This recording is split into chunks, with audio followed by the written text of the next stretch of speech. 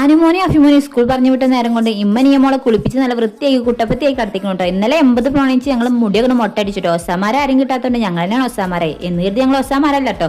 അങ്ങനെ അവള് 15 മിനിറ്റുള്ള ഉറക്കം കൊണ്ട് ഞാൻ സൂപ്പർ മമ്മിയായി മാറണട്ടോ. അങ്ങനെ അടുക്കളയിൽ എത്തി ഹൈ സ്പീഡ് തുടങ്ങാൻ വിചാരിച്ചിട്ടോ. തിന്നുമ്പോഴും കുടിക്കുമ്പോഴും ഞാൻ ഇത്രയും പാത്രങ്ങൾ കണ്ടില്ല. കഴുകാൻ നേരത്തെ ഓട്ടോറിക്ഷ വിളിച്ച് വന്ന് കടന്ന മരിയ പാത്രങ്ങൾ കിടക്കണം കേട്ടോ.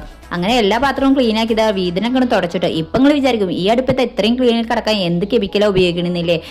അങ്ങനെയൊന്നും ഇല്ലടോ. ഈ അടുപ്പിൽ ഞങ്ങൾ കത്തിക്കാറില്ല, പുറത്താണ് കത്തിക്കില്ല. അതാണ് ഇത്ര നല്ല വൃത്തിക്ക് കിടക്കണേ. അല്ലെങ്കിൽ എങ്ങനെ കിടക്കണം? അങ്ങനെ ഞാൻ ചൂലും മരൊക്കെ എടുത്ത് പുറത്തിറങ്ങി നോക്കിട്ടോ. ഇങ്ങനെ എല്ലാവരും ഒന്ന് അടിച്ചു ഓരി ഇടണം.